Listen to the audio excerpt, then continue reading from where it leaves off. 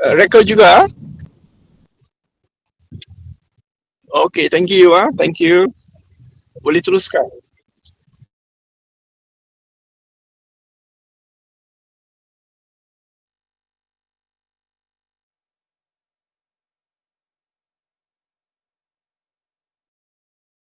Oke, selamat malam kepada Dr. Anan dan juga Ketua Kelas serta rakan-rakan sekalian. Kami daripada grup 13 akan membentangkan tajuk esei kami iaitu pendidikan di Asia Tenggara, dan terdapat beberapa isu yang telah kami bincang. Salah satunya adalah kepelbagaian sistem pendidikan di Asia Tenggara. Seperti yang kita tahu, Asia Tenggara adalah rantau yang penuh dan kaya dengan kepelbagaian budaya, agama, dan juga latar belakang sejarah. Dan hal ini termasuklah sistem pendidikan yang mempunyai persamaan maupun perbezaan.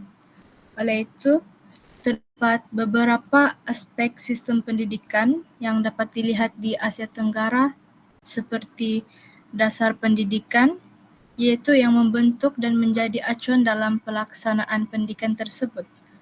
Selain itu, terdapat juga kurikulum, bahasa pengantar, struktur pendidikan. Struktur pendidikan ini dia adalah peringkat-peringkat pendidikan seperti pendidikan awal kanak-kanak, rendah, menengah ataupun tinggi, dan juga pendekatan nilai budaya serta agama. Pendekatan nilai budaya dan agama ni dia penting sebab dia boleh membentuk identiti serta membantu individu untuk memahami budaya sendiri, tidak kiralah dari mana-mana aspek seperti bahasa, keluarga, dan sebagainya.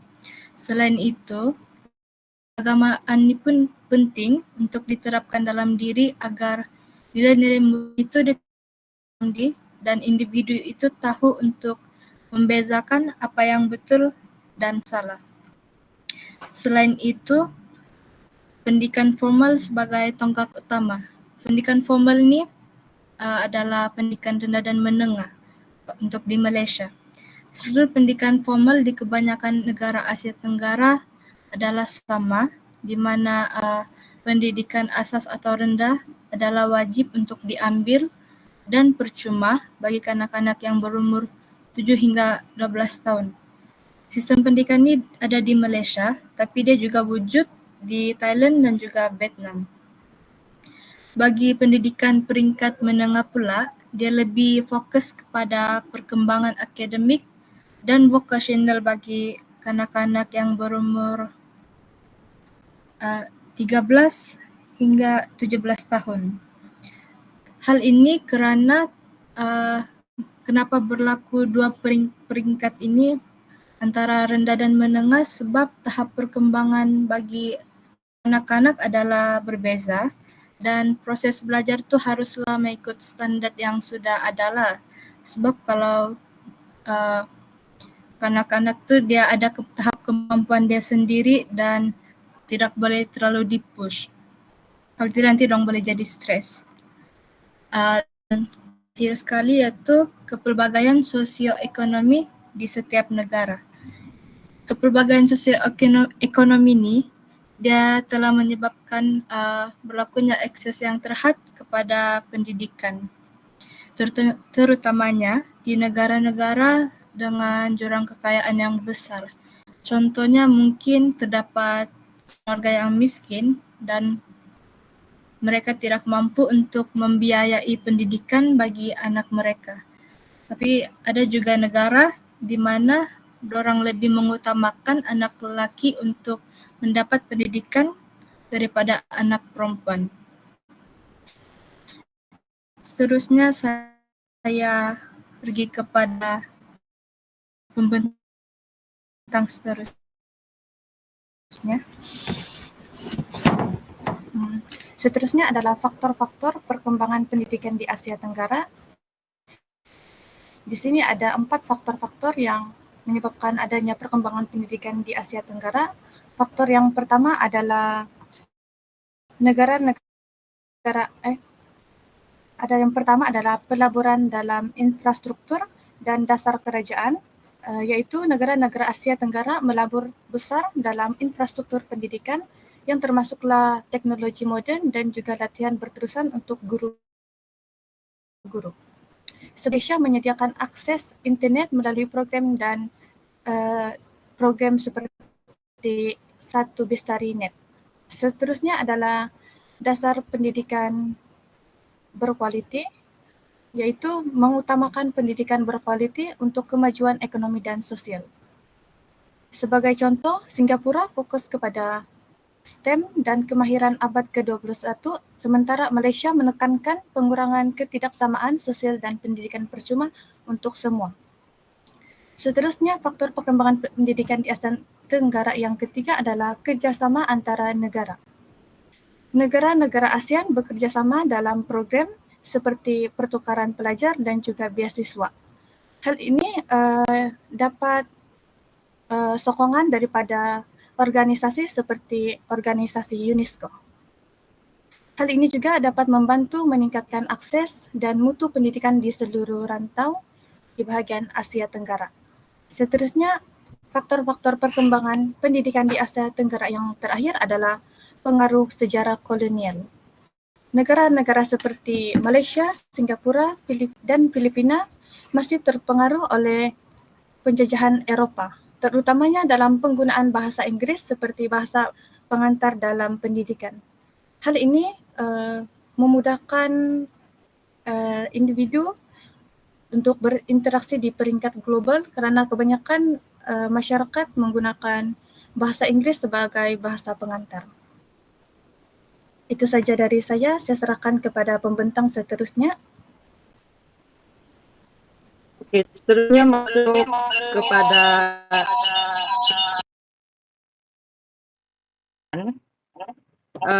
yaitu yang pertama sekali mengalami isu mendapatkan kemudahan alat teknologi, di mana kesukaran dari segi capaian internet, pengangkutan untuk mendapatkan teknologi digital, kesukaran dari segi pengetahuan terhadap teknologi digital. Dan selain itu, perkara ini sering berlaku terutamanya di kawasan luar bandar, dan kebanyakan pelajar mereka mengalami masalah keuangan untuk membeli teknologi digital. Contohnya, kawasan luar bandar di Kamboja tinggal dari segi akses kepada teknologi, maklumat, dan komunikasi.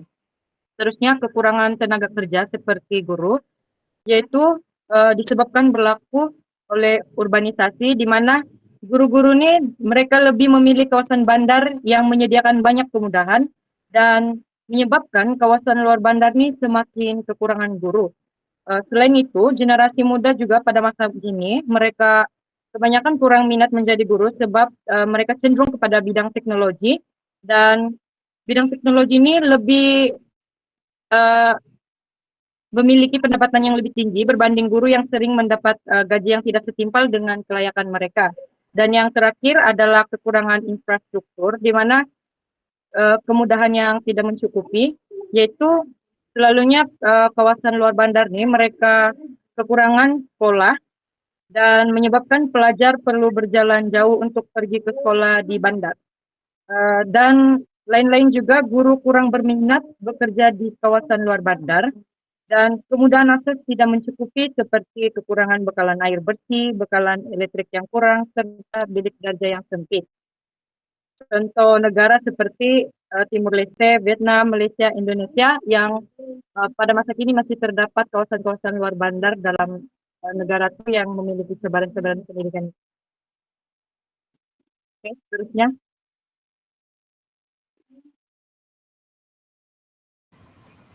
Seterusnya kita beralih kepada langkah-langkah mengatasi cabaran pendidikan di Asia Tenggara.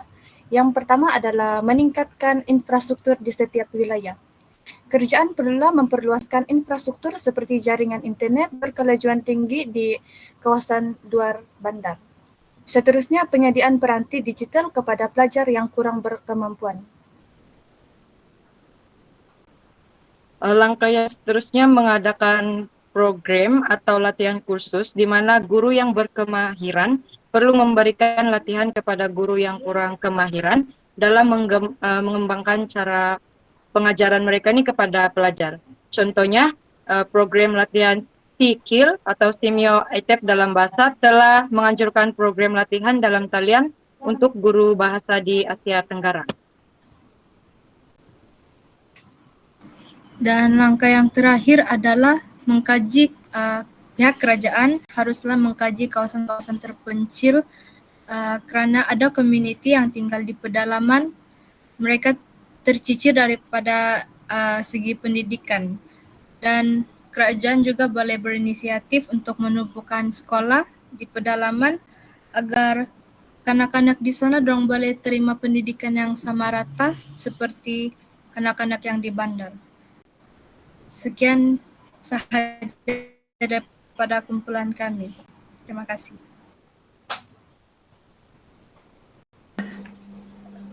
Okey, so terima kasih kepada grup 13. Sekarang kita buka kepada sesi Q&A. Ada di antara audiens kita mau tanya soalan?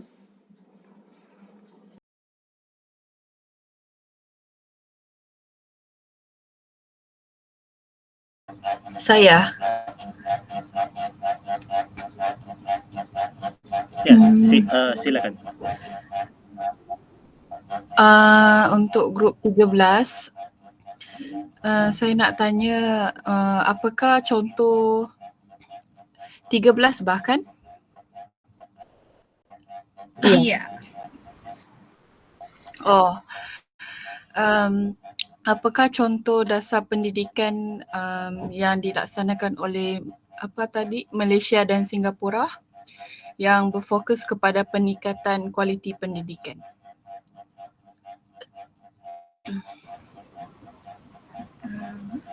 Jawapan kepada soalan Esther tadi ialah antara contoh dasar pendidikan yang dilaksanakan oleh Malaysia dan Singapura,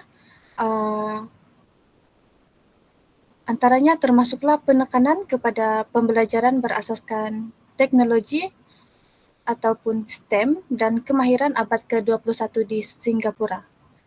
Dan terdapat insentif seperti beasiswa dan pinjaman untuk pelajar-pelajar di Malaysia, dan Malaysia juga turut melaksanakan pendidikan yang percuma di peringkat sekolah rendah dan menengah serta pendekatan pembelajaran berasaskan projek untuk melahirkan tenaga kerja yang berkemahiran dalam teknikal.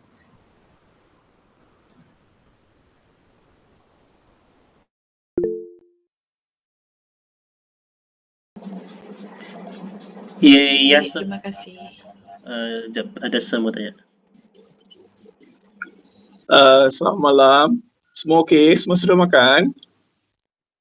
Belum, Selamat Doktor. malam, Sir. Selamat malam, Doktor. Belum. Selamat malam. Belum? Sir. Tak apa. Okay, we will try to... hari ni ada berapa kumpulan?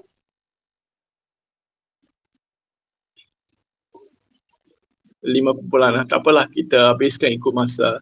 So, saya hanya ada satu persoalan. Ini bukan persoalan, mungkin kalau boleh jawablah kan. Sebab kalau dalam sistem pendidikan ni kita sudah ada melalui banyak aspek yang sedia ada, terutamanya aspek-aspek yang melibatkan inovasi. Okay, so bila tadi ada yang sebut tentang STEM dan sebagainya, technical, vocational, technical dan sebagainya, tetapi asasnya adalah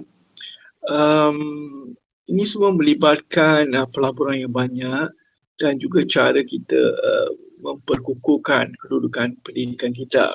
Okey, dan nampaknya antara Malaysia dan Singapura jurangnya semakin lama semakin luas. Okey, terutamanya dalam sektor pendidikan. Dan di Malaysia memang semua orang dapat pendidikan. Tetapi yang menjadi masalah adalah sama ada dia berkualiti atau tidak. Itu yang menjadi persoalan yang besarlah, terutamanya kepada yang sudah ada anak-anak seperti saya risau sangat. Adakah anak saya akan mendapat pendidikan yang berkualiti? Okay, so mungkin di Singapura oleh kerana pengalaman mereka, mereka berjaya mengikat guna tenaga yang begitu tinggi sekali dalam pendidikan.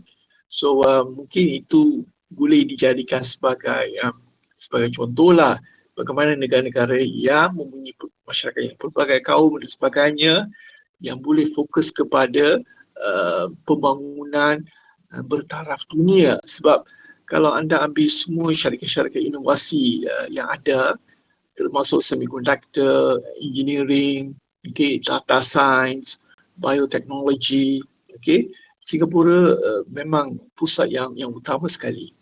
So itu saja pandangan saya. Terima kasih. You can continue. Terima kasih, pengurusi. Okay, thank you Dok. Ada soalan lain lagi sebab kita punya masa pun 7.20 nih, slot dorong baru habis. Ada yang masih mau tanya soalan?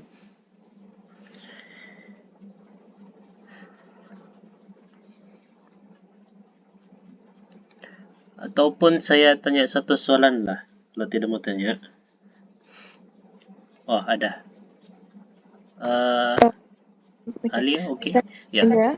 Asal dasar pendidikan, ada tak dasar pendidikan yang lebih spesifik untuk khususnya yang pedalaman tu? Ada tak macam bukti ke contoh yang dasar pendidikan tu dah berjaya dilakukan yang khas untuk kawasan pedalaman? Okey, itu je.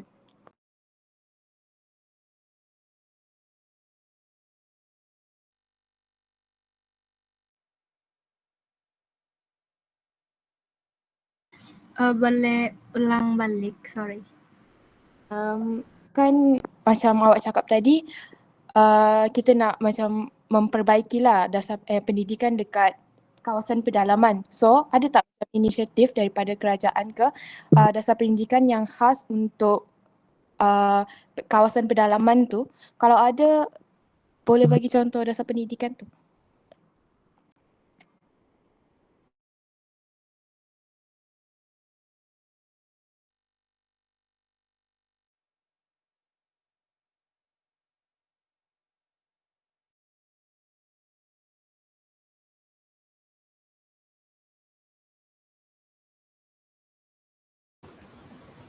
Maksud kamu dasar pendidikan yang telah berjaya dilakukan di kawasan pedalaman kan? Ya.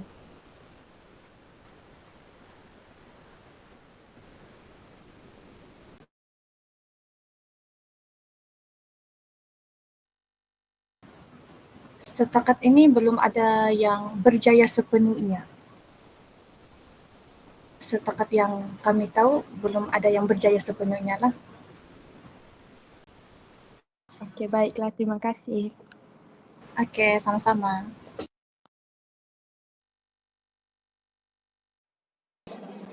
Ada lagi?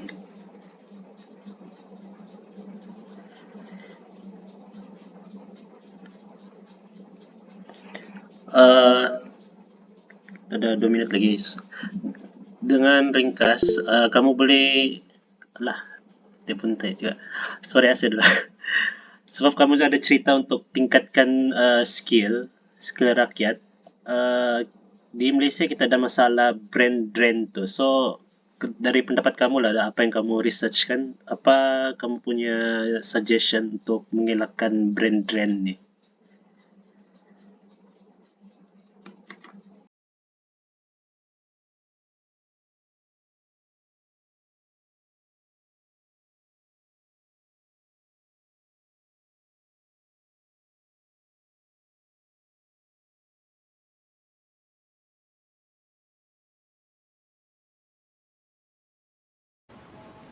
Maaf, saya kurang jelas soalan tadi.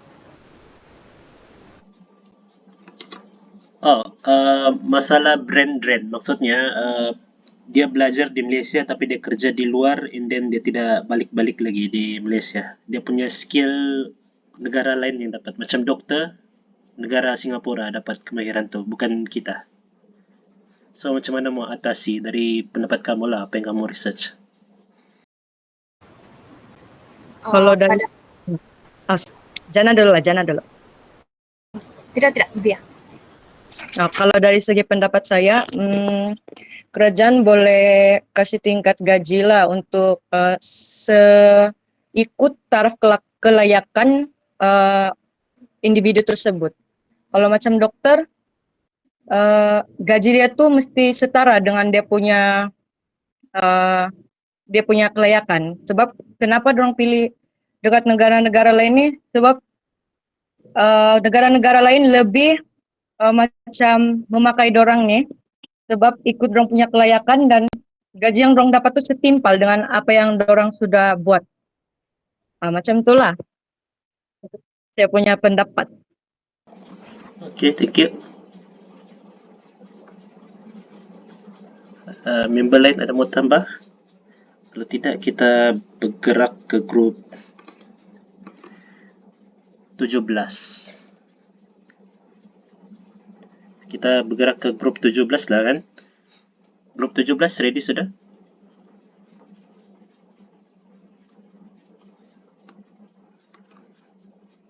Iya. Okay. So, grup 17, 15 minit start sekarang. Assalamualaikum dan salam sejahtera kepada Dr. Anan dan rakan-rakan. Hari ini kami akan membentangkan mengenai faktor-faktor dan kesan-kesan kemiskinan bandar di Asia Tenggara. Ahli kumpulan kami iaitu Zainal Abidin, Dayang Najwan Najiha, Nurul Amalina dan saya sendiri, Aisyah Ashiki. Oke, slide terus. Bagi pengenalan, yang pertama yaitu gelaran Southeast Asia. Gelaran Southeast Asia ni atau dikenali sebagai Asia Tenggara itu sendiri mula digunakan pakai sejak zaman Perang Dunia Kedua lagi. Dan gelaran ni digunakan untuk memudahkan urusan rujukan kawasan dan pengendalian urusan operasi seperti peperangan. Dan yang kedua yaitu penubuhan ASEAN. Penubuhan ASEAN ni bertujuan untuk menjamin keselamatan dan untuk menangani masalah-masalah oleh negara-negara serantau. Dan terdapat 5 negara pengasas yang menganggotai ASEAN ni iaitu Malaysia, Thailand, Indonesia, Filipina dan Singapura. Dan dari aspek geografi pula, Asia Tenggara ni rantau dia terbahagi kepada 2 iaitu Asia Tenggara Daratan dan Asia Tenggara Maritim. Asia Tenggara Daratan ni dikenali sebagai Indochina kerana terdapat gabungan dan sepahaman budaya seperti geopolitik yang dapat dikenal pasti antara India dan China. Dan dan poin yang terakhir iaitu Asia Tenggara merupakan pusat janaan ekonomi. Asia Tenggara telah menjadi pusat perdagangan antara bangsa dan global sejak zaman dahulu lagi, dan hal ini kerana Asia Tenggara sudah memang terkenal dengan kawasannya yang strategik dan sering dijadikan sebagai pusat dagangan. Dan perkara ini boleh dilihat bahawa Asia Tenggara mempunyai kuasa ekonomi yang kuat dan stabil. Seterusnya, pembentang seterusnya.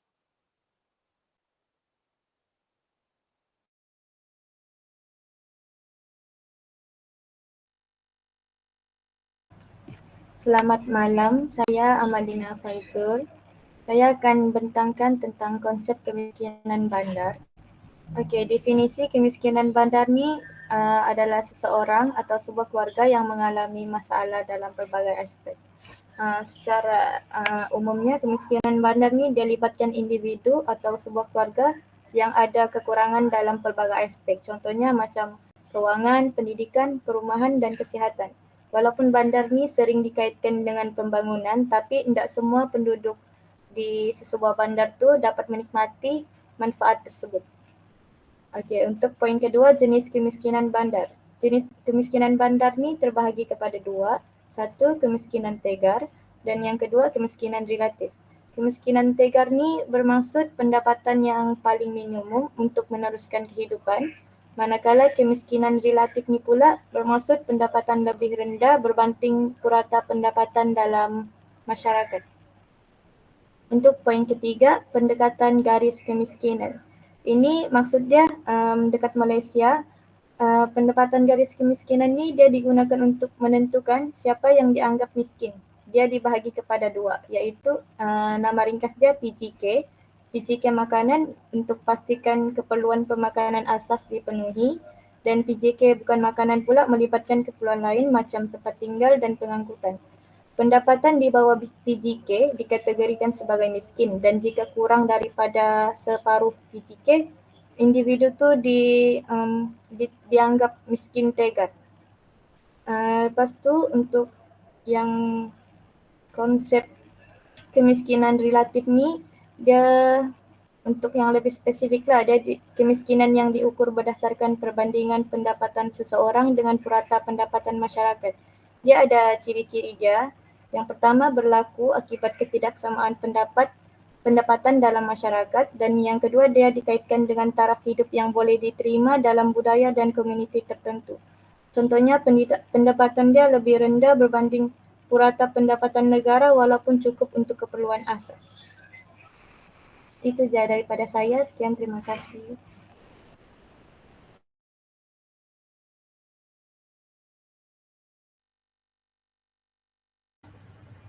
Oke, Assalamualaikum dan selamat malam.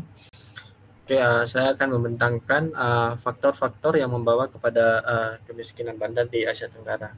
Oke, faktor yang pertama adalah sekitaran fisikal.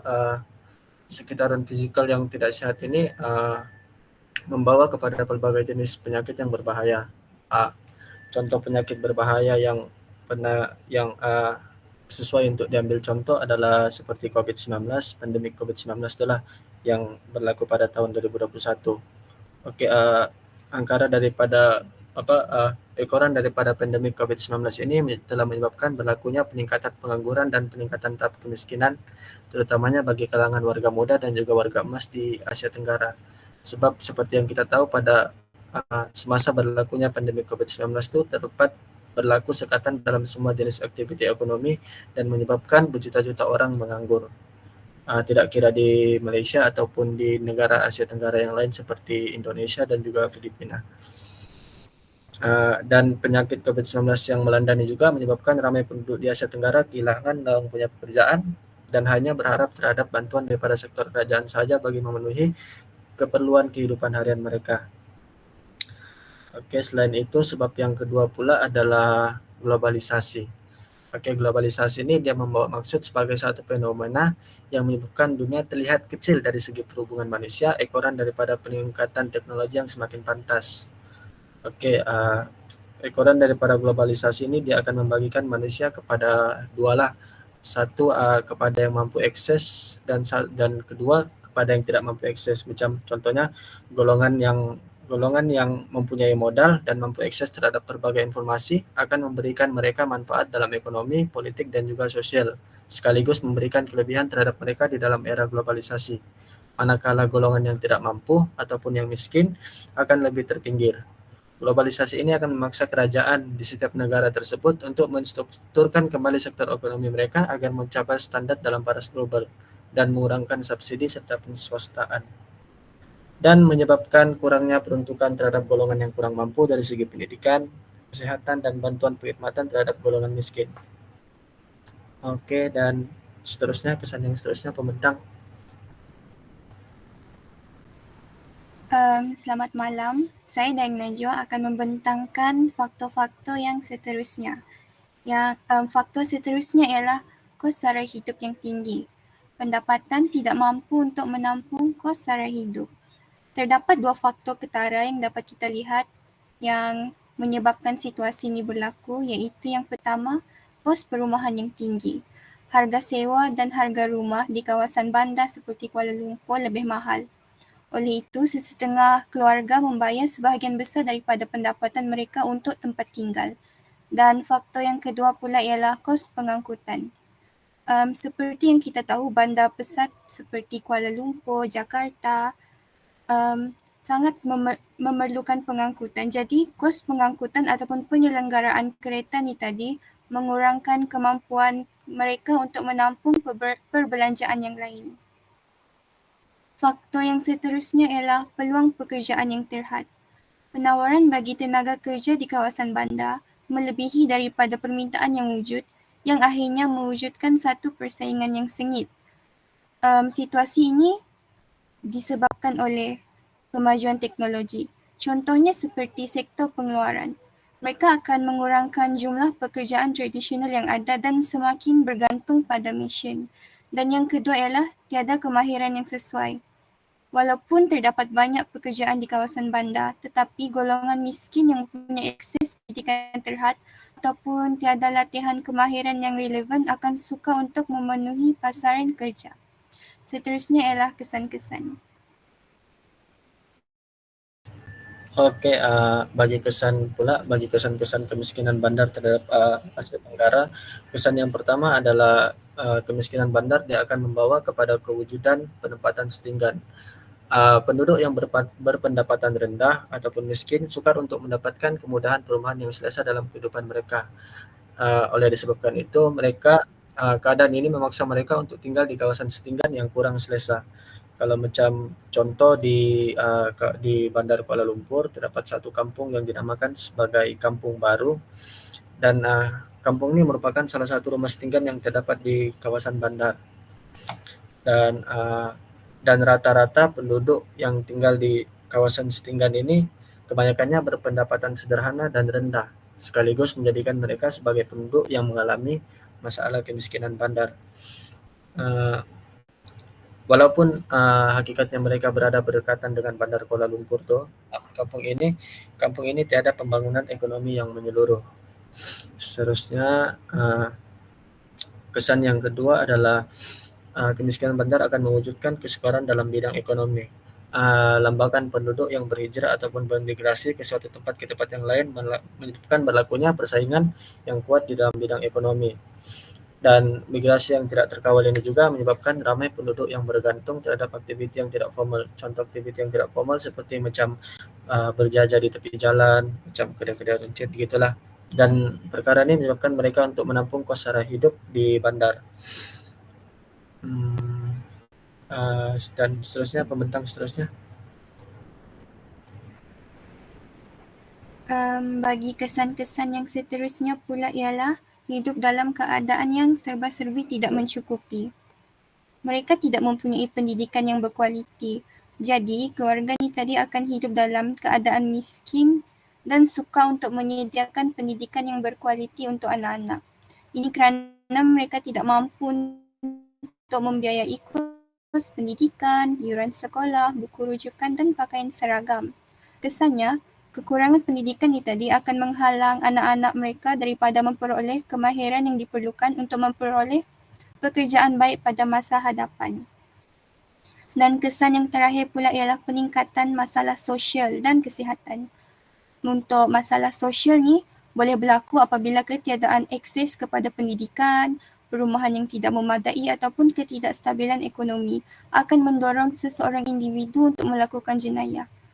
Dan bagi masalah kesihatan ni, golongan miskin ni tadi, mereka tak mampu untuk mendapatkan rawatan perubatan yang diperlukan dan menyebabkan masalah kesihatan ni tadi tidak dapat dirawat. Ini kerana kekurangan infrastruktur, ketiadaan air yang bersih, dan situasi ini boleh meningkatkan risiko penyakit berjangkit seperti kolera dan tifoid. Kehidupan dalam persekitaran yang tidak sihat ni tadi akan menyebabkan peningkatan masalah kesihatan yang berlarutan dan penyakit ni menjadi semakin serius dan tidak terkawal.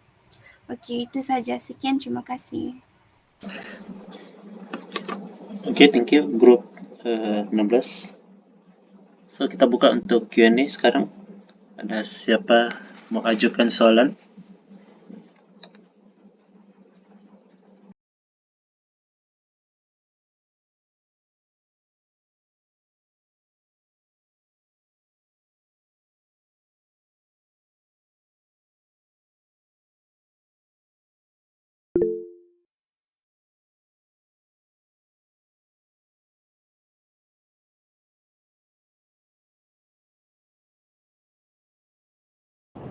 Hai, saya nak tanya apakah kaitan urbanisasi dengan kemiskinan bandar di Asia?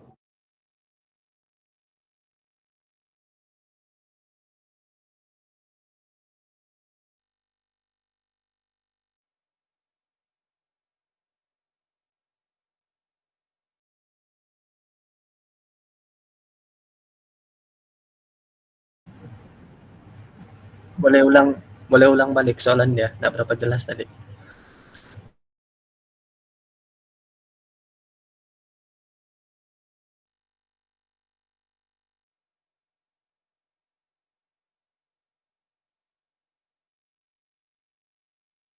Apakah kaitan urbanisasi dengan kemiskinan bandar di Asia Tenggara?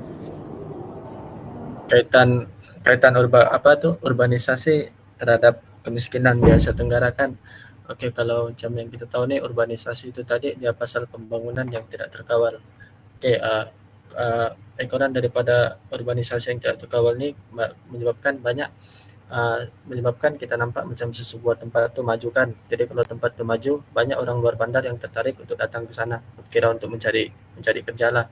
Jadi kemasukan penduduk luar bandar yang terlalu ramai ke bandar, tapi mereka tidak mempunyai kemahiran yang diperlukan untuk pekerjaan di bandar. Maksudnya orang punya kemahiran tu tidak mencapai spesifikasi untuk bekerja di dalam kawasan bandar.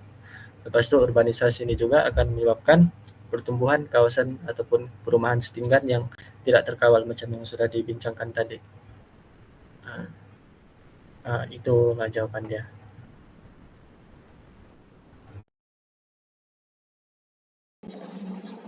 Kita ada masa lagi 4 minit. Ada soalan lain?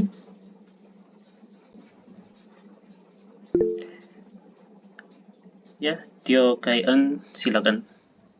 Okey, saya nak tanya bagaimanakah kemiskinan bandar memberi kesan kepada ekonomi sesebuah negara?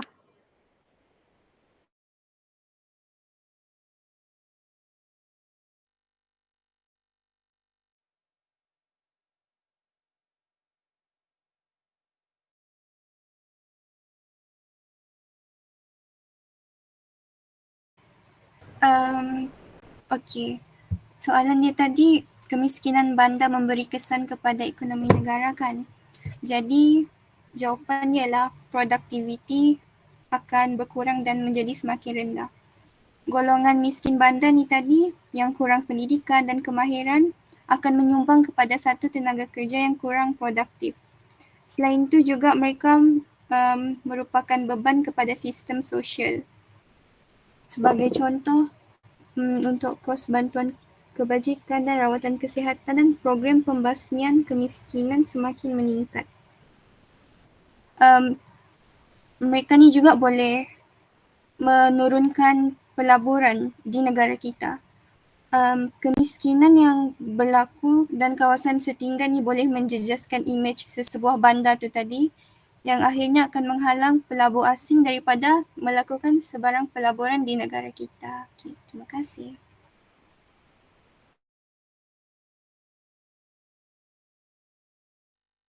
Okay, terima kasih. Ada lagi? 2 minit.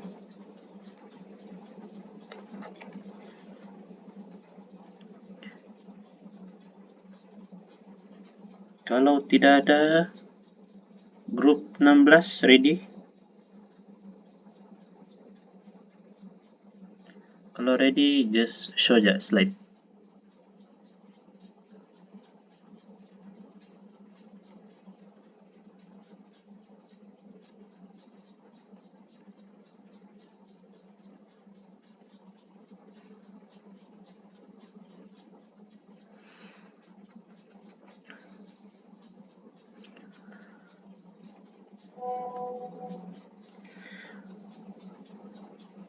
Okay. Group 16, if you are ready, your timer 15 minutes start now. Okay. So good evening, Professor Madhya, Dr. Ananta and friends. Today my partner Luzani and I will be presenting about leadership in Malaysia. So what is a leadership? Leadership is essential for guiding a country, society or organization towards achieving its goals. It involves aligning people in a collective direction, empowering them to work together, and adapting to changing environments. In Malaysia, leadership has played a critical role in shaping its political and economic developments, with figures like Tunku Abdul Rahman, who lead the country to independence, setting an example for future leaders. However, Malaysia faced challenges such as ethnic disparity, corruption, and brand drain, which require strong leadership to overcome and ensure continual progress. So the first topic for this is political leadership in Malaysia. So what is a political leadership? Political leadership refers to the impact of decisions making and political outcome that result from actions by the holder of political office. In Malaysia, our government is parliamentary democracy with federal constitution monarchy. Our head of government is Prime Minister, and head of Malaysia is Yang Dipertua Agong, and YDBA is a symbolize the unity and continuity of the nation. In Malaysia, before 2018, we are the autocratic leadership. Autocratic leadership is a leader make decision alone without or with less input from subordinates. For example, our foreign Prime Minister Tun Dr. Mahathir, father of modernization, he considered wise, highly intellectual, and skilled in leadership and management. In their autocratic leadership, he contributed to our economy. For example, he advocated large-scale privatization and promote free trade and foreign direct investment.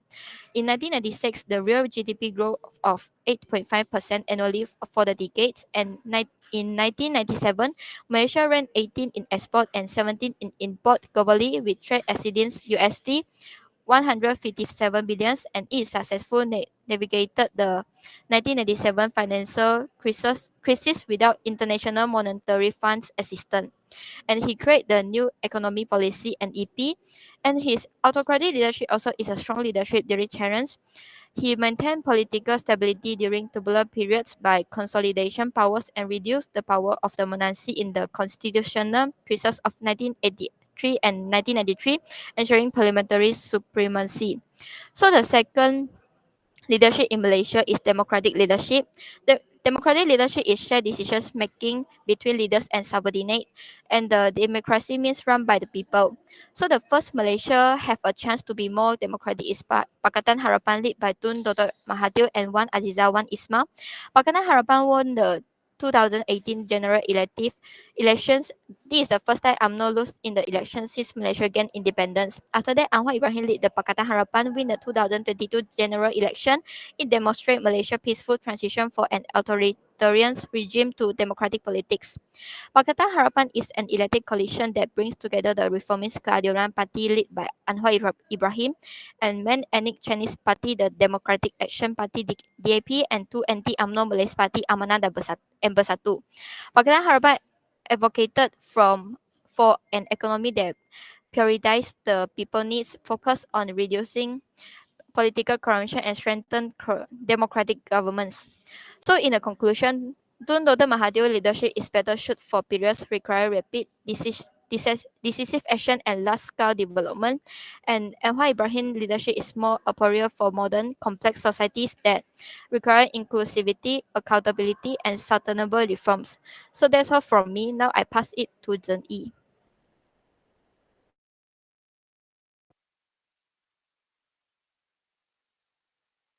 So following on, we'll be presenting about corporate and business leadership.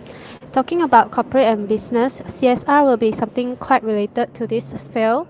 CSR, which is corporate social responsibility, is a concept in which the management of an organization undertakes an obligation to integrate decisions and actions that will contribute towards the community and benefit the organization.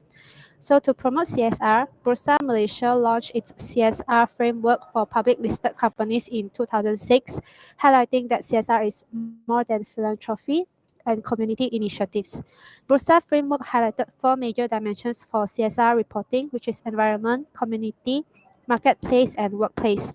Even though CSR is relatively new in Malaysia, research found that the majority of the top property developers, such as Sunway City and Sime Darby Properties, were active in social and environmental activities in fulfilling their obligation as a responsible corporate citizen. Despite these efforts, most of the CSR practices are superficial and disconnected from the real needs of the local communities. However, if CSR is done effectively, it will benefit the firm and the community in the long run. Okay, so I will continue this part. So the second example for the business leadership is the Sugar King of ASEAN, Tan Sri Roboko. He once said that the biggest responsibility as a leader is to take care of employees. He believed that employees are the most important role to sustain the structure of the business within the company. He is largely people-central, which priorities the employee in his management.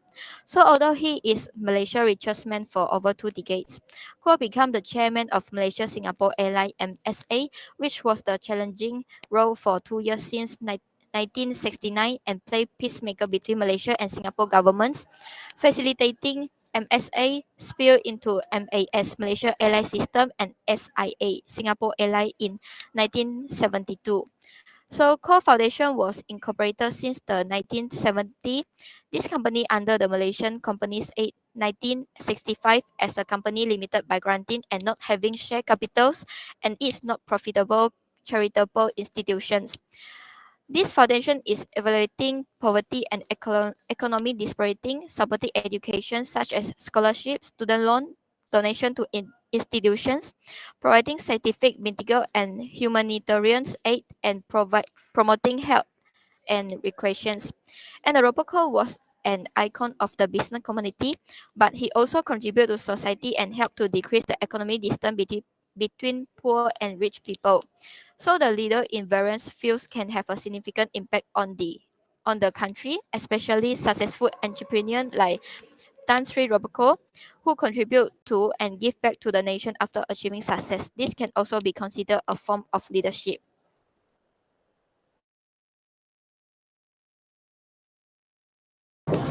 Next, I will be presenting about the challenges in Malaysian leadership.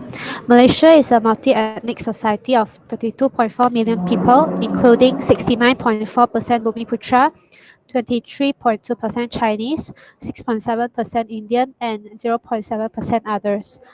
Malaysia also has a linguistic diversity with 137 living languages and 41 of which are spoken in Peninsular Malaysia. Some globally recognized languages such as Malay, Mandarin, Tamil, and Hindi are also spoken in Malaysia.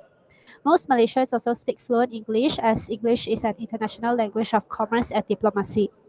Although Malaysia's diversity is a great asset, it also poses particular difficulties for leaders. Leading hierarchical connections is the essence of leadership in Malaysia. In a high-context culture like Malaysia, managers must invest time in establishing personal connections that go beyond the office. For example, structural disparities between Malay and non-Malay persisted in Malaysia after independence, which led to the introduction of the new economic policy, which is NEP. NEP is a series of affirmative action programs that gave the Malay priority in higher education, business, politics, the public service, language, religion, and culture.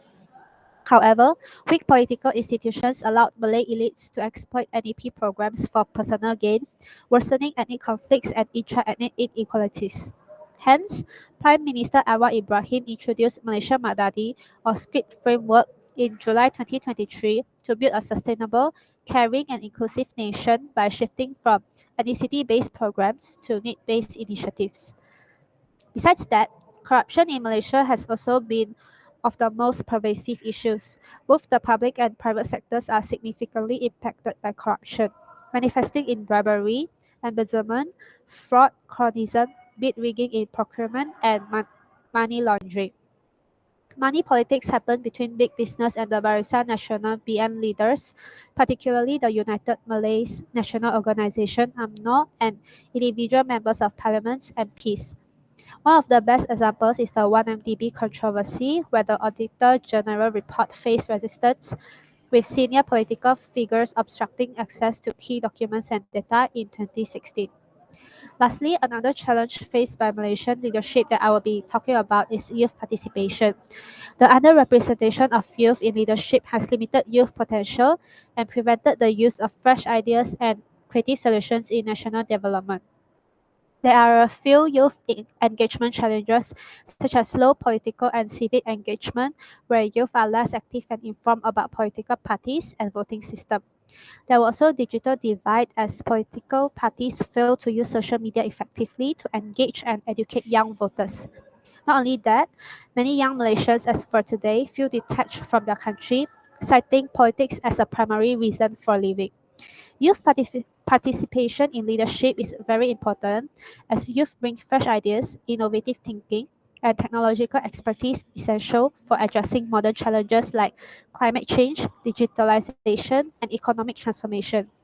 In this case, including youth in leadership can drive forward-thinking solutions and sustainable governance.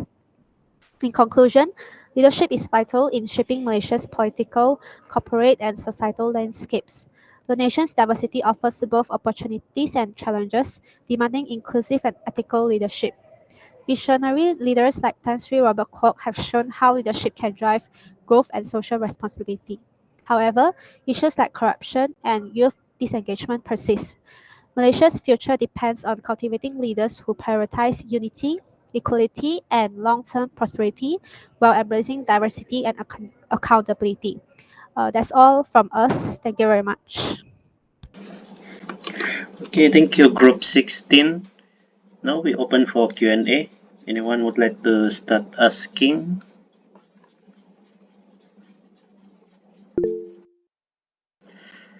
Ya, Dayang, silakan. Okay, my question is, can you elaborate more on the CSR framework in Malaysia? Thank you.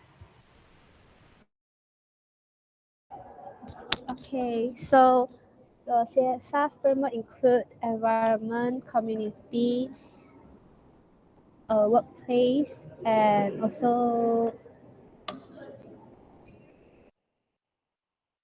marketplace, as I mentioned just now. So environment includes climate change, waste management, biodiversity, energy, and endangered wildlife, while community includes employee volunteerism, education, youth development, underprivileged, graduate employment, and children, while marketplace includes green products, shareholder engagement, ethical procurement, supplier management, vendor development, social branding, and corporate governance. And lastly, workplace include employee involvement, workplace diversity, gender issues, human capital development, quality of life, labor rights, and health and safety. And these are all written in the Bursa Malaysia.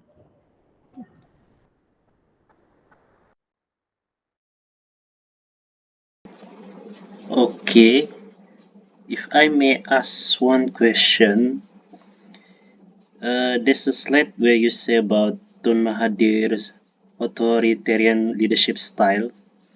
So back then we always compare Mahathir with Najib. So Mahathir is a bit stingy about giving out subsidy, while Najib is more generous in giving subsidies. But Mahathir a bit stingy, but the economy is improved drastically under his leadership. So how do you think we can balance these two interests between country prosperity and then the citizen welfare? How we can balance these two items?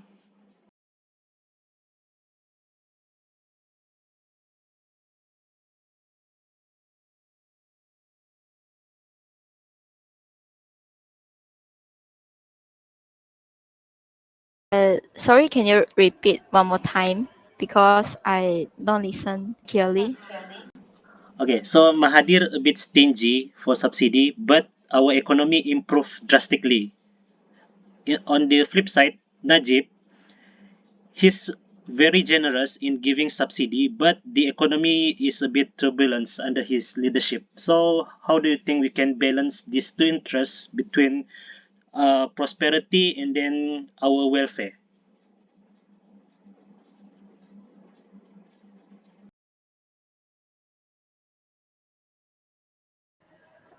In this case, I think it's like more to Tun Dr. Mahathir leadership, because even though he giving a subsidy is less than the Najib, but he also create more like more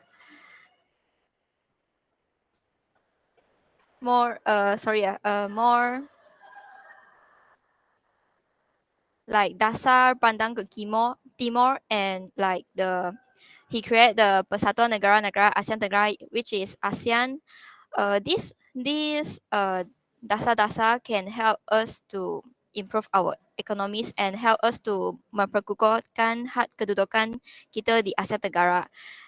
In balance for the prosperity and welfare, so I think we need a leader like small, like balancing between Tun Dr. Mahathir and Najib for giving subsidy and development the economies.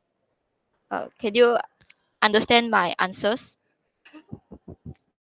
You also agree with balancing lah. Balancing Yeah. the both. Both has pro and cons. Okay, thank you. Anyone else want to ask? Ada yang lain mau tanya?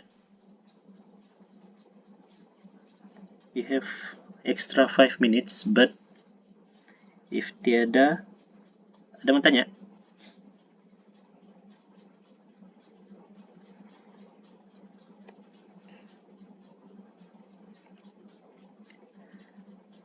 Group 15 boleh ready slide kalau tiada yang mau tanya.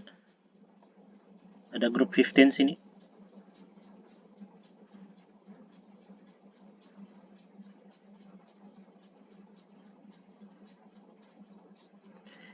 Thank you.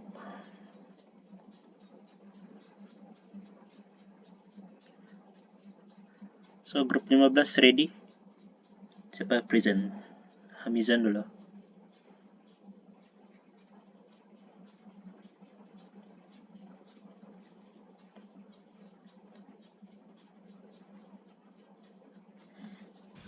Ya, ready sudah grup 15. Okay. So group 15 minit start sekarang. Okey, Assalamualaikum dan selamat petang kepada doktor dan rakan yang hadir. Pada petang ini, kami kumpulan 15 akan membentangkan berkaitan tajuk pembentangan kami iaitu Economic Development and Southeast Asia. Oleh itu, tanpa membuang masa, saya mempersilakan rakan pembentang pertama kami.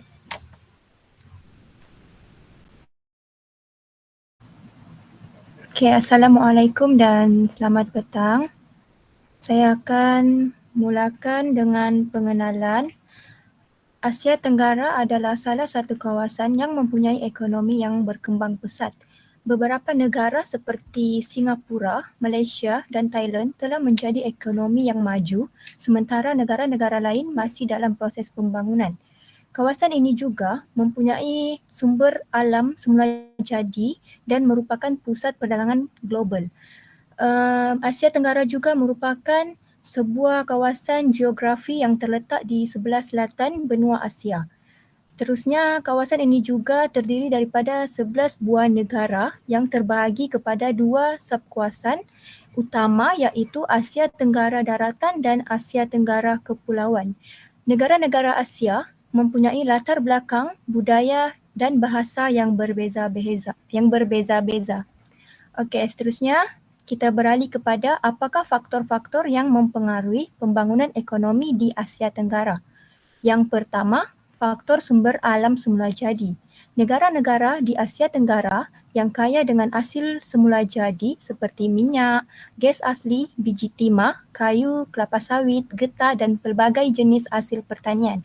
Contohnya, negara seperti Brunei dan Indonesia merupakan pengeksport utama minyak dan gas, manakala negara seperti Malaysia dan Thailand terkenal dengan pengeluaran kelapa sawit dan getah. Keadaan ini dapat menyebabkan ekonomi dalam sesebuah negara meningkat. Yang kedua, faktor infrastruktur. Infrastruktur yang baik memainkan peranan penting dalam memudahkan pergerakan barang dan perkhidmatan. Negara-negara seperti Singapura dan Malaysia mempunyai infrastruktur yang sangat maju di mana dapat memudahkan proses perindustrian dan perdagangan.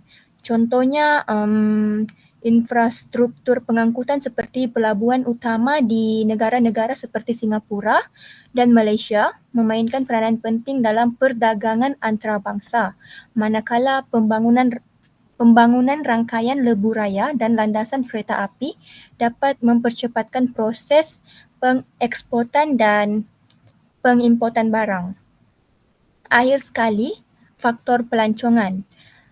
Pelancongan adalah salah satu sektor yang penting dalam menyumbang kepada pembangunan ekonomi di Asia Tenggara. Negara-negara seperti Thailand, Malaysia, Indonesia dan Vietnam telah menarik berjuta-juta pelancong setiap tahun di mana dapat meningkatkan pendapatan negara dari sektor pelancongan ini. Kepelbagaian alam semula jadi, budaya dan warisan sejarah telah menjadikan Asia Tenggara salah satu destinasi pelancongan yang terkemuka di dunia. Keadaan ini dapat meningkatkan jumlah pertukaran mata wang asing dan juga dapat meningkatkan sumber pendapatan di Asia Tenggara. Okey, itu saja daripada saya. Baiklah, Assalamualaikum dan selamat malam. Sekarang kita masuk pada kejayaan pembangunan ekonomi di Asia Tenggara. Antara kejayaan pembangunan yang terdapat di Asia Tenggara ialah berlakunya penurunan kadar kemiskinan di dalam kalangan negara-negara Asia Tenggara lah. Kebanyakan negara di Asia Tenggara seperti Malaysia, Indonesia, Vietnam, Thailand dan Singapura berlaku trend penurunan penurunan kadar kemiskinan dalam kalangan penduduk mereka. Ini sekaligus menunjukkan negara di Asia Tenggara berusaha dalam membangun dan meningkatkan tahap ekonomi serta kehidupan rakyat mereka. Antara punca berlakunya penurunan kadar kemiskinan di Asia Tenggara ni ialah berlakunya peningkatan peluang pekerjaan dan peningkatan kemudahan infrastruktur. Seperti yang disebutkan tadi, selain itu banyak program-program kerajaan yang dilakukan seperti program kemajuan luar bandar. Itu antara salah satu sebab. Selain itu yang kedua, kejayaan pembangunan ialah terdapat peningkatan pendapatan di dalam kalangan negara Asia Tenggara. Ini kerana berlakunya peningkatan keluaran dalam negara kasar KDNK di setiap negara. Antara pemicu yang menyebabkan peningkatan KDNK ini ialah selain daripada sumber alam yang banyak, antara pemicu utama ialah keuntungan yang didapatkan melalui ekonomi digital atau e-dagang. Sebagai contoh, pertumbuhan pesat pada nilai gross merchandise value GMV GMV Asia Tenggara yang mencapai 200 bilion USD pada tahun 2022.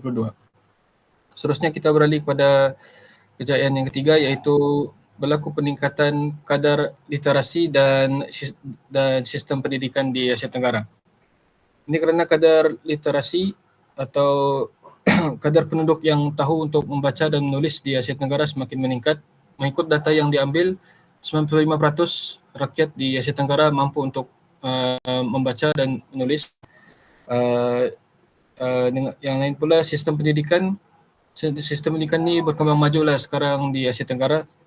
Sebagai contoh, ada universiti di Asia Tenggara ni antara yang terbaik seperti National University of Singapore merupakan universiti yang antara yang terbaik di Asia dan di dunia. Itu menunjukkan sistem pendidikan di Asia Tenggara ni semakin berkembang. Seterusnya, terima kasih, itu saja. Kita beralih pada slide seterusnya. Okey, seterusnya terdapat juga cabaran yang dihadapi dalam pembangunan ekonomi di Asia Tenggara, iaitu yang pertama, ketidaksamaan ekonomi. Ketidaksamaan ekonomi ini berlaku apabila wujud jurang ekonomi dalam kalangan penduduk sesebuah negara. Misalnya yang berlaku di Malaysia iaitu jurang ekonomi antara kaum yang sangat ketara. Dapat dilihat bangsa Cina di Malaysia mendominasi pendapatan purata sebanyak RM9,895 per bulan. dan ianya jauh di hadapan jika dibandingkan dengan kaum lain seperti Melayu, India serta kaum pribumi Sabah dan Sarawak. Hal ini berlaku juga berlaku akibat sejarah penjajahan yang menempatkan kaum Cina di kawasan bandar, India di kawasan ladang dan Melayu di kawasan kampung semasa di tanah Melayu. Okey, yang kedua ialah cabaran kekurangan infrastruktur. Kekurangan infrastruktur dia lebih kepada masalah infrastruktur fizikal, iaitu seperti masalah jalan raya. Ianya berlaku contohnya seperti di negara Indonesia. Masalah infrastruktur berlaku sejak pemerintahan Orde Baharu di bawah kepimpinan Suharto yang telah digantikan dengan era reformasi pada tahun 1990. Pada waktu ini, pertumbuhan ekonomi Indonesia adalah tidak sejajar dengan negara-negara jirannya, hingga membuatkan Indonesia rentan dengan akibat kedudukan geografi Indonesia juga yang terletak betul-betul di tengah garisan khatulistiwa dan juga dikelilingi oleh cincin api Pasifik, hingga membuatkan Indonesia rentan dengan tragedi seperti gempa bumi dan tsunami yang menghancurkan infrastruktur negara tersebut.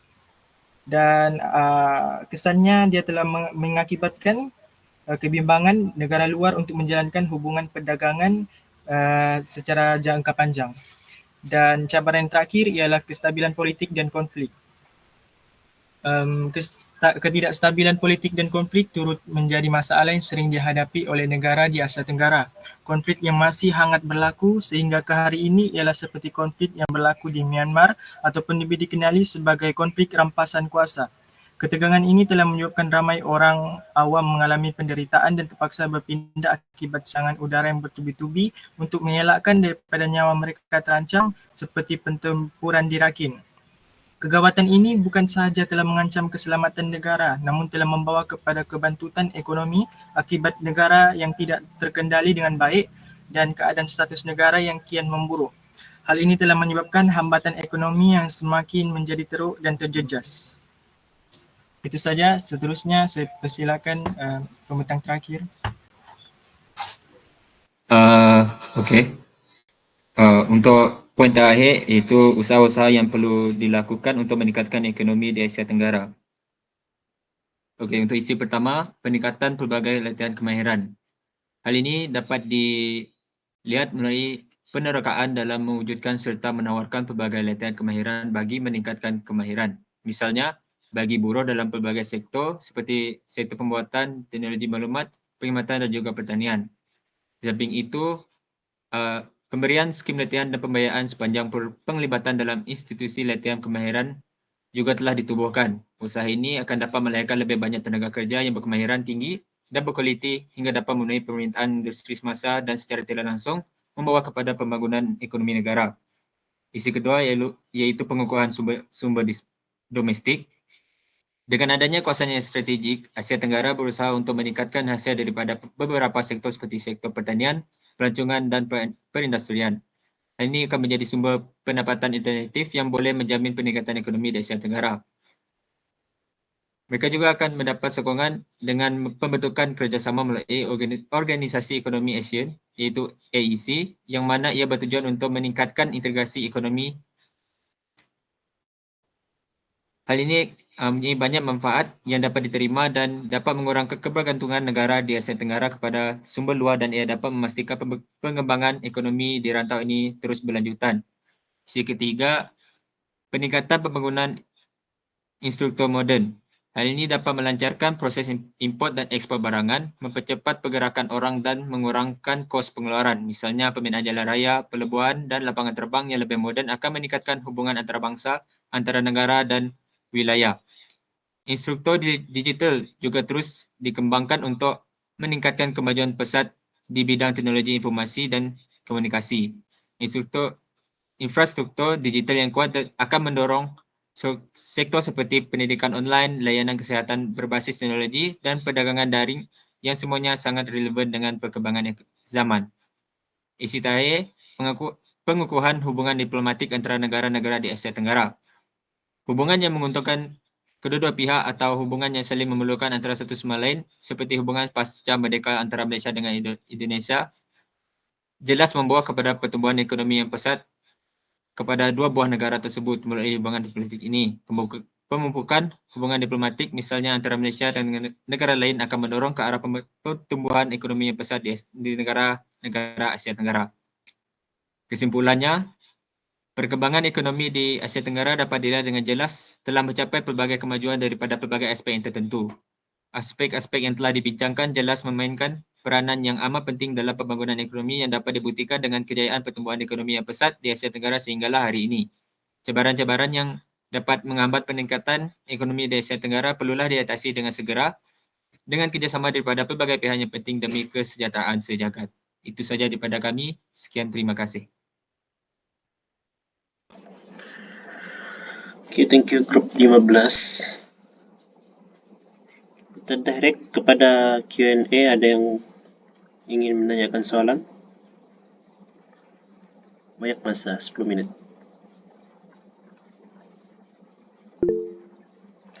Okay, silakan.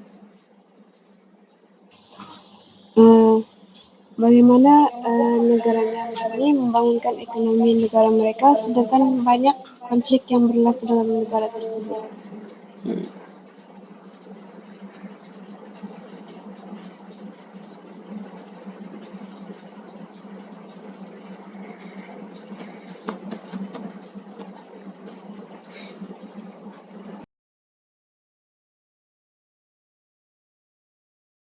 Boleh jelaskan semula soalan? Soalan dia, macam mana negara Myanmar ini membangunkan ekonomi negara mereka sedangkan banyak konflik yang berlaku dalam negara tersebut?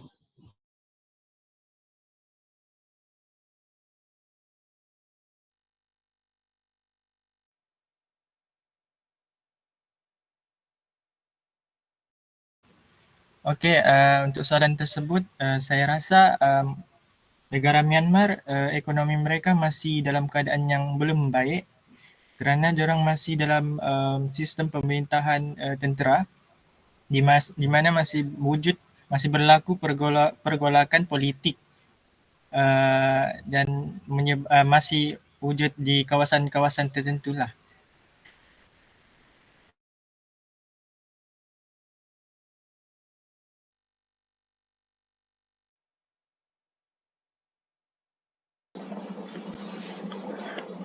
Okay, terima kasih. So, ada lagi?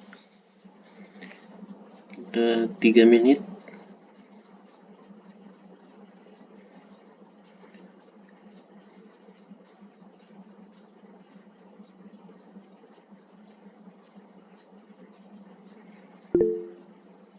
Okay, silakan.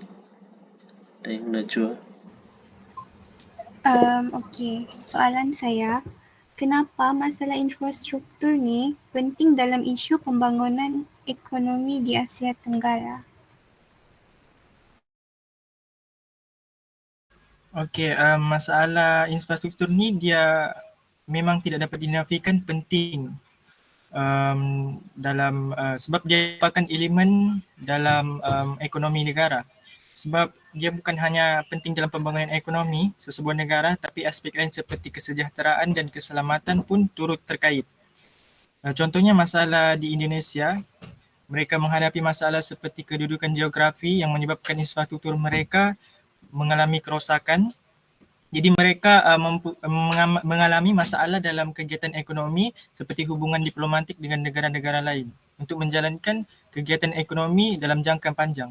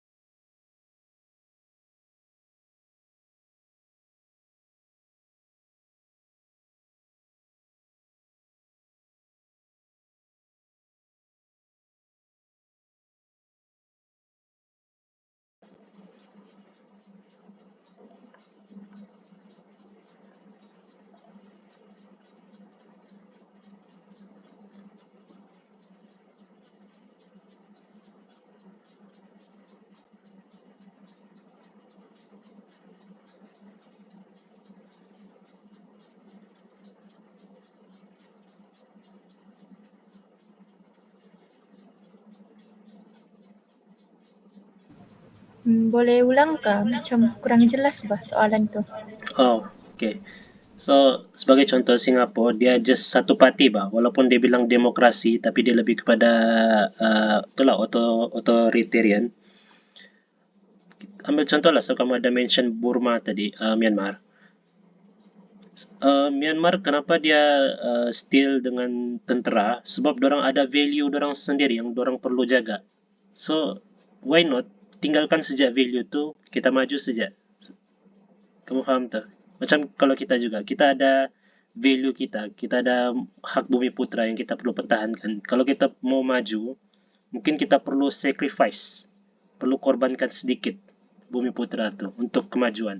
Kau faham? So, apa pendapat kamu pasal ini? Singapura dia begitu. Dia tidak ada banyak kebebasan, but dia maju.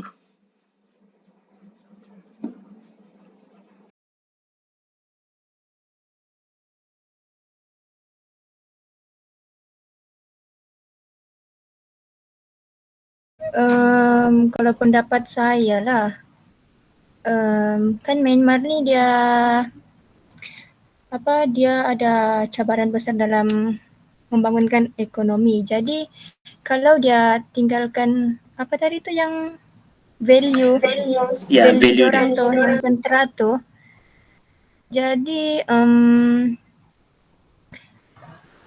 macam mana dorang mau bangunkan ekonomi dorang? Macam mana nak cakap? Kejap. Kalau dorang tinggalkan dorang punya value tu, dorang punya ekonomi tu hendak membangun lah. Begitu. Macam mana? Sebab itu je satu-satu cara untuk dorang mau kasih bangun dorang punya ekonomi. Sebab dorang punya politik tidak stabil. Itulah tu.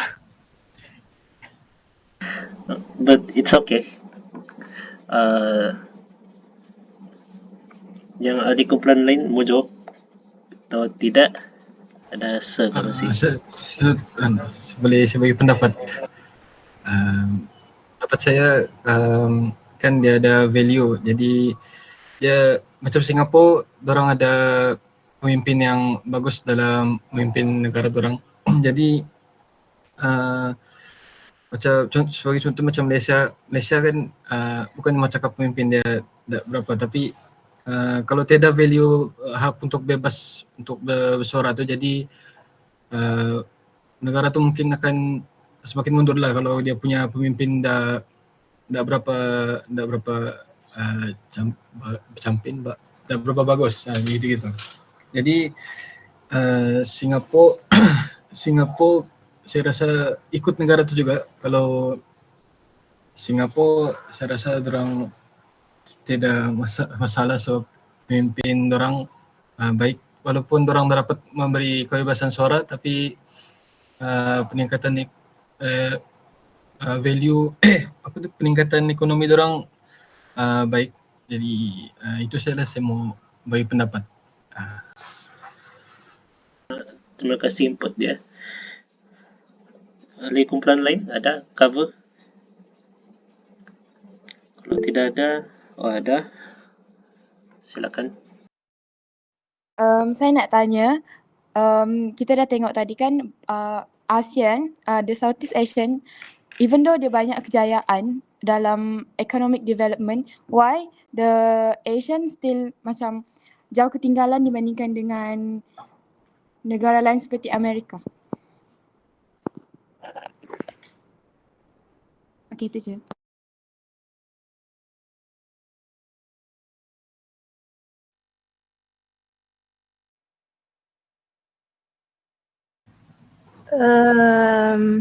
Mengapa negara kita ni dia macam jauh ketinggalan dari negara Amerika? Mungkin dari segi teknologi yang semakin berkembang.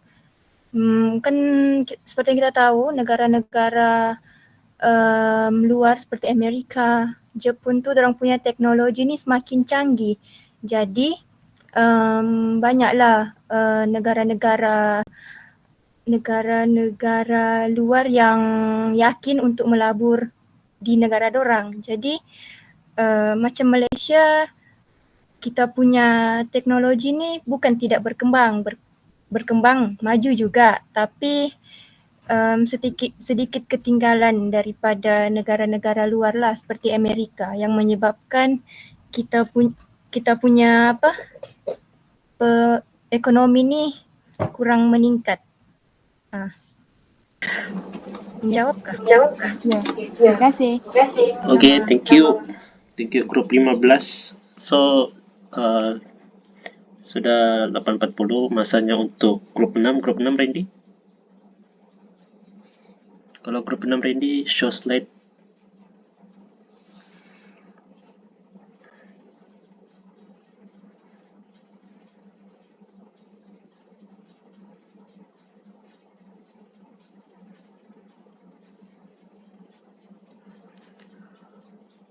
Okay, grup 6, bila anda bersuara, masa jalan.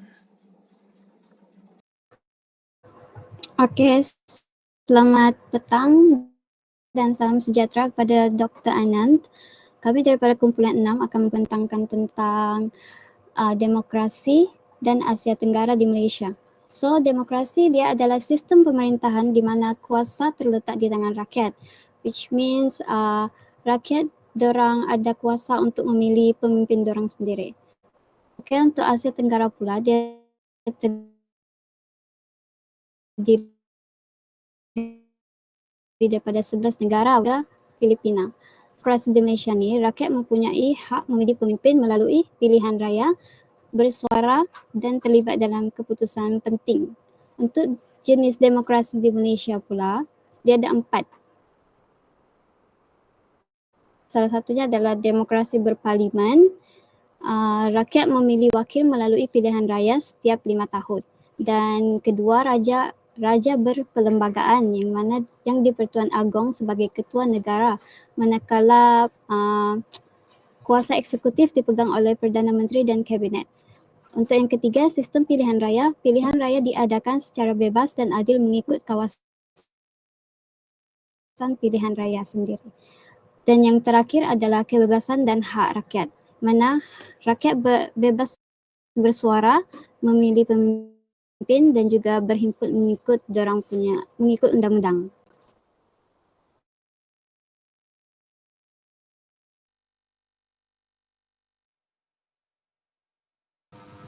Seterusnya, bagi perkembangan dan perubahan demokrasi di Malaysia, yang pertama, Perjanjian Persekutuan Tanah Melayu 1948.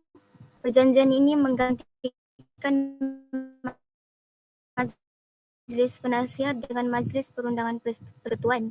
Namun, Majlis Perundangan Persekutuan yang ditubuhkan di bawah perjanjian tersebut telah dibubarkan bagi membolehkan kerajaan mengadakan pilihan raya umum buat pertama kalinya bagi memilih pemimpin yang bakal mewakili suara rakyat di Majlis Perundangan Persekutuan. Seterusnya, kepimpinan Tunku Abdul Rahman. Beliau mengetuai politik dengan menggunakan pendekatan permuafakatan kaum. Tunku Abdul Rahman bijak merancang strategi di mana beliau menggabungkan beberapa elit kaum ini dan akan kekal dengan identiti mereka yang tersendiri tanpa perlu mengorbankan kepentingan kaum masing-masing. Gabungan ini bermula sejak dari pilihan raya Bandaran Kuala Lumpur 1952 dengan kerjasama UMNO MCA. Kejayaan gabungan ini dalam pilihan raya berjaya memikat MIC untuk menyertainya pada tahun 1954, di mana gabungan ini terus dikenali sebagai Parti Perikatan. Seterusnya, pembentukan Barisan Nasional. Barisan Nasional sebelumnya dikenali sebagai Parti Perikatan yang menyatukan elit-elit politik Melayu, Cina dan India. Meskipun ini membantu mengekalkan kestabilan politik, ia juga memperlahankan proses demokrasi kerana pengaruh kuat elit politik. Kemajmukan masyarakat ini memperlahankan pendemokrasian negara, namun dengan adanya pengaruh perkauman yang kuat akan turut mempengaruhi perkembangan demokrasi Malaysia. Masyarakat majmuk tidak boleh dijadikan alasan utama menghalang perkembangan demokrasi. Oleh itu, wujud kerjasama dengan Malaysian Chinese Association iaitu MCA dan Malaysian Indian Congress MIC dalam gabungan Parti Perikatan yang menggabungkan hampir kesemua kaum dan etnik dalam satu parti. Seterusnya, tragedi 13 Mei 1969, iaitu merupakan peristiwa yang membawa perubahan besar dalam politik Malaysia apabila berlakunya pertumpahan darah dan kacau bilau yang dahsyat. Tragedi ini telah mencetuskan pembubaran parlimen dan pelaksanaan undang-undang darurat melalui Majlis Gerakan Negara iaitu Mageran. Kuasa penuh telah diberikan kepada kerajaan bagi mengendalikan isu perkauman dan ketidakseimbangan ekonomi. Sistem pilihan raya di Malaysia sering dianggap sebagai alat untuk mengekalkan kuasa elit pemerintah.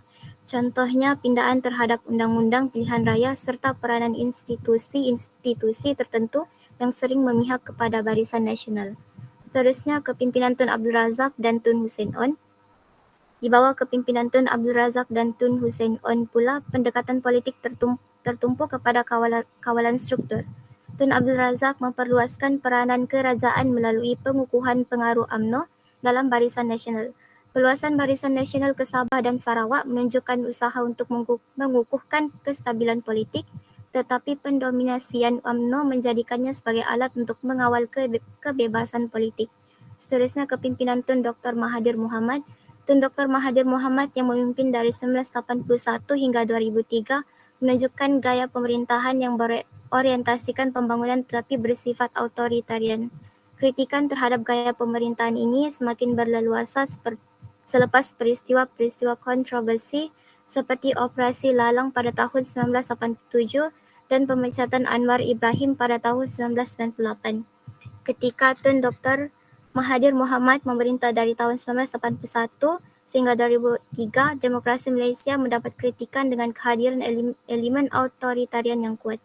Kira sekali pilihan raya umum ke-12 pada tahun 2008 menjadi satu titik perubahan yang penting dalam landscape politik Malaysia. Barisan Nasional telah mengalami kekalahan besar di mana gagasan ini kehilangan majoriti 2/3 di Parlimen. Sementara Parti Pembangkang memperoleh kemenangan besar. Kemenangan Parti Pembangkang, terutama Parti Keadilan Rakyat dan Democratic Action Party, menunjukkan bahawa Barisan Nasional yang dianggap semakin korup dan tidak responsif. Seterusnya, bagi cabaran demokrasi di Malaysia, kepelbagaian etnik dan rakyat yang berbilang kaum merupakan salah satu cabaran demokrasi di mana dapat dilihat melalui pertubuhan parti-parti politik yang mengikut kaum dan etnik. Ia dapat memberi impak yang negatif dalam proses pemilihan dan membuat keputusan. Seterusnya, kehadiran rasuah dan penyalahgunaan kuasa. Cabaran demokrasi juga dapat dilihat di mana berlaku kehadiran rasuah dan penyalahgunaan kuasa semasa pengundian atau pemilihan perwakilan rakyat. Fenomena ini bukan sahaja menjejaskan kepercayaan rakyat terhadap sistem demokrasi tetapi juga mengakis integrasi proses pilihan raya. Seterusnya, ketidakstabilan politik yang berpunca daripada perubahan kerajaan yang kerap atau pergolakan dalaman parti politik sistem demokrasi di Malaysia. Akhir sekali, ketelusan dan kebebasan media yang merupakan elemen penting dalam memastikan sistem demokrasi berfungsi dengan baik. Namun kebebasan media juga sering kali diterhadkan dan dikekang oleh pelbagai bentuk kawalan termasuklah oleh pihak kerajaan. Seterusnya, saya serahkan pembentangan ini kepada Maria Zarika. Okey, seterusnya adalah kesan demokrasi di Malaysia. Kita dapat melihat kesan demokrasi ini dia terbagi kepada 3, iaitu daripada aspek politik, ekonomi dan sosial. Pertama sekali daripada aspek politik, rakyat mempunyai hak dalam proses pemilihan pemimpin, di mana rakyat bebas menyuarakan pendapat, cadangan dan kritikan tanpa dihukum apa-apa selagi tidak bercanggah. Kemudian dari aspek ekonomi, ini kesan demokrasi yang baik di Malaysia sekarang dia dapat menarik pelabur asing dan menjalinkan hubungan baik bagi meningkatkan ekonomi negara.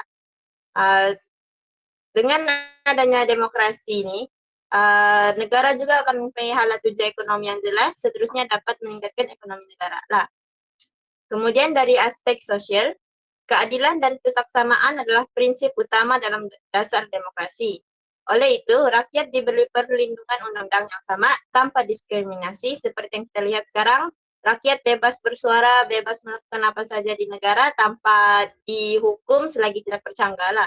Dan kesimpulannya, demokrasi ini menegakkan prinsip seperti kerajaan perwakilan, mentadbir urusan yang adil dan keadilan sosial.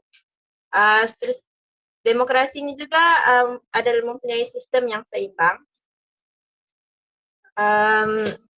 Pembaharuan sistem dan pendidikan politik mesti dilaksanakan bagi memastikan hak dan penyertaan rakyat.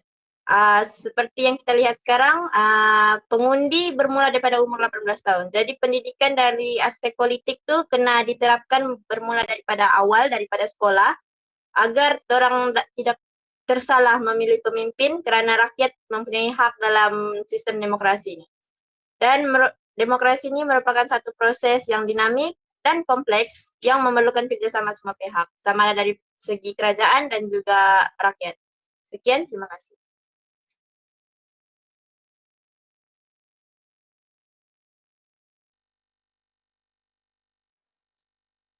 Ada apa-apa soalan?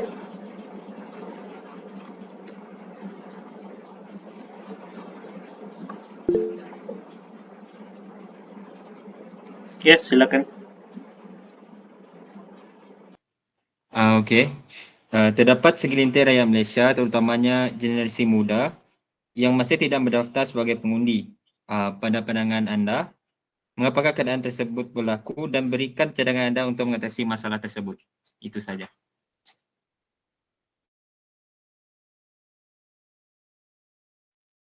Okey. Ramai yang soalan tadi, ramai yang umur belia tidak turun mengundi kan, ataupun tidak mendaftar. Jadi untuk itu kita daripada sekolah lah sekarang kena titikkan nilai politik tu, maksudnya dari sekolah sudah kena ajar tentang politik dan sebagainya lah, macam mana.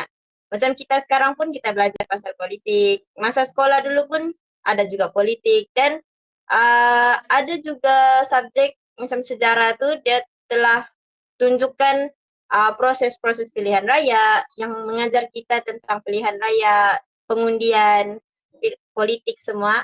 Oleh itu mungkin di situ ramai yang ambil mudah, tapi mungkin akan diperbaikan dengan di mana semasa berada di sekolah menengah ada satu praktikal pilihan raya yang dijalankan di mana pelajar yang berusia 17 tahun, tingkatan 5 lah, akan mengikuti praktikal pengundian secara bersemuka.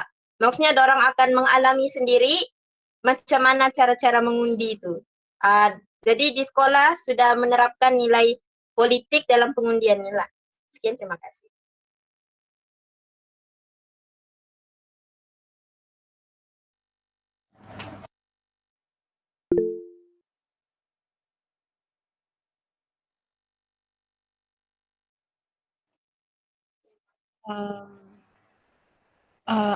Soalan saya, macam mana kerajaan demokrasi ni boleh seimbangkan kepentingan majoriti tanpa mengabaikan hak minoriti?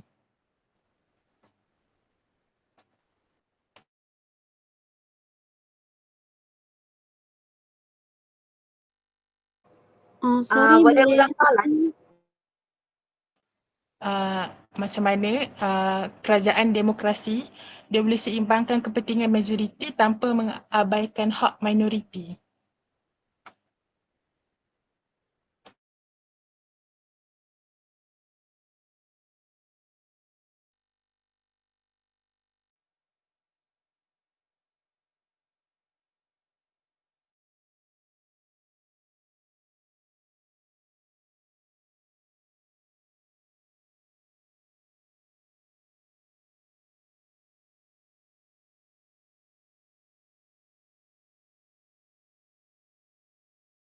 Soalan tadi macam mana kita boleh, macam mana kerajaan demokrasi boleh seimbangkan hak majoriti dengan hak minoriti kan?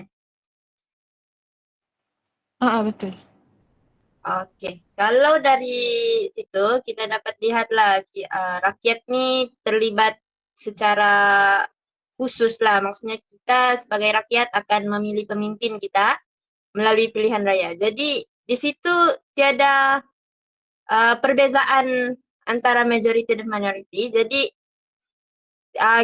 apabila pilihan raya kita mengundi wakil kita sebagai wakil untuk menyuarakan pendapat kita, kita punya cadangan dan dorang akan bincangkan di parlimen seperti yang berlaku sekarang di Indonesia. Dorang akan bincangkan apa-apa yang berkaitan tentang kebajikan, keselamatan rakyat. Jadi di situ kita dapat lihat sama rata rakyat nih, sama ada dorang nih dilayan sama rata tanpa ada perbezaan lah. Sebab kita pun dapat lihat sekarang semua kita ada hak masing-masing, perempuan, kanak-kanak, orang tua, setiap suku kaum itu pun ada dia punya hak-hak tersendiri lah seperti yang kita lihat sekarang. Ada keistimewaannya masing-masing. Jadi tiada pun perbezaan yang kita dapat lihat, cuma mungkin sesetengah sajalah kita dapat lihat. Tapi masih lagi dapat dibendung oleh kerajaan dengan bantuan-bantuan, kebajikan, keselamatan yang diberikan lah. Sorry, demokrasi adil, but then ada sesetengah kaum ada keistimewaan. Contoh memang adil, tapi untuk ialah kita dapat lihat kan macam penggunaan bahasa Melayu di sini. Jadi bahasa Melayu tu orang Melayu lah kan, tapi dia tetap diangkat sebagai bahasa kebangsaan. Walaupun begitu, itu sebagai inisiatif kerajaan untuk menyatu padukan rakyat. Walaupun ada kelihatan tidak adil, tapi masih lagi diperlakukan adil. Maksudnya setiap bangsa kaum ni ada dorang punya keistimewaan masing-masing lah. Macam di Sabah pun mungkin ada keistimewaan masing-masing, di Semenanjung. Untuk masyarakat Sabah, dorang apa dorang punya keistimewaan. Untuk Sarawak, apa keistimewaan yang dorang dapat. Tapi masih lagi adil, masih lagi dijaga kebajikan, tapi berteraskan daripada kerajaan masing-masing ataupun pemerintah negeri masing-masing lah.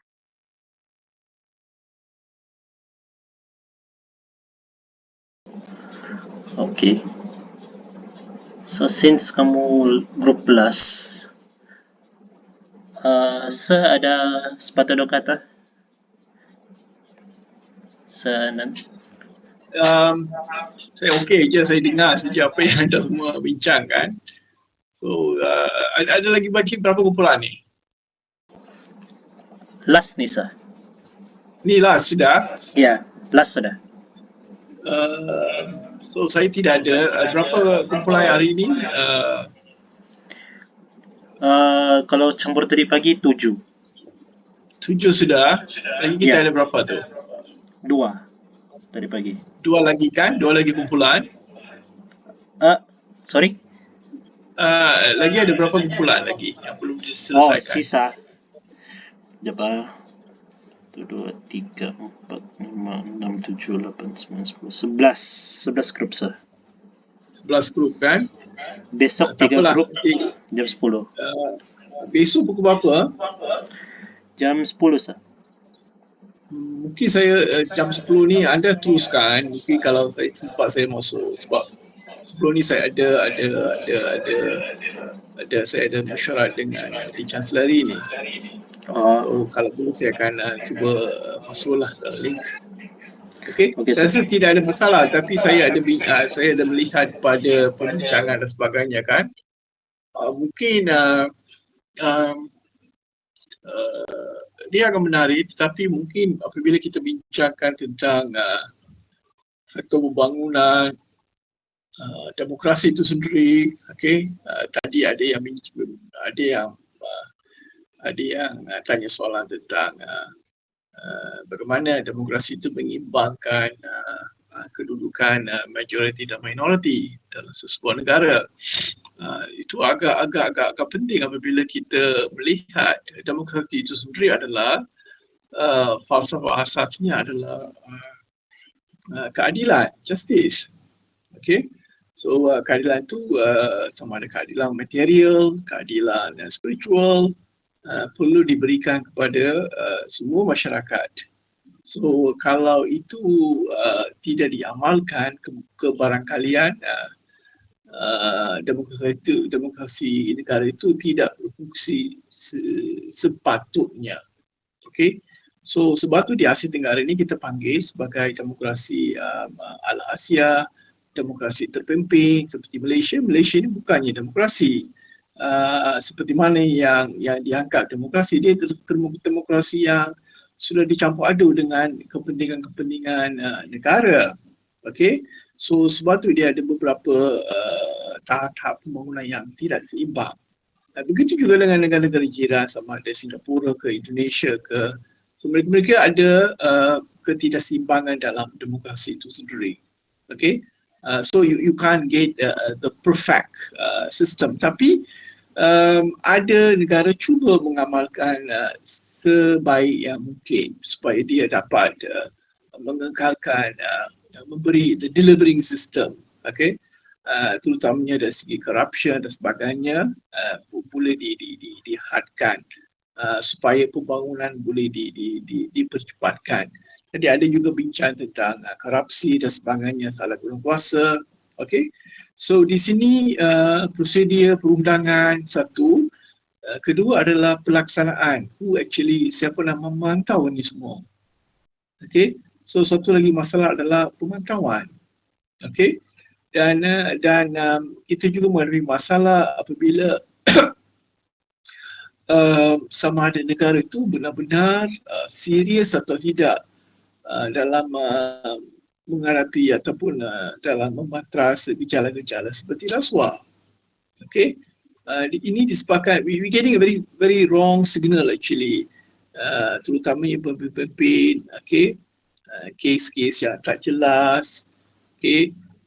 Dan ini memberikan indikasi yang berlainan kepada generasi yang muda. Okay. Thank you so much Ketua Kelas dan rakan-rakan lain, Tania. Okay. Kita akan sambunglah di esok. Okay. Dengan itu, thank you semua atas kehadiran anda atas presentation. So kita sambung besok jam 10. Kalau free, joinlah meeting kita. Join, nanti ada yang nak tanya-tanya soalan, bolehlah. Okay. Ketua kelas banyak tanya soalan juga, nanti markah dia penuh. Okay. So ada juga rakan-rakan yang boleh masuk, tanya soalan dan sebagainya. Okay, terima kasih. Good night. Okay, thank you semua. Selamat malam. Thank you, Thank you, Doktor. Thank you, sir. Thank you. Thank you, Doktor. Thank you, Doktor. Thank you, Doktor. Thank you, Dok.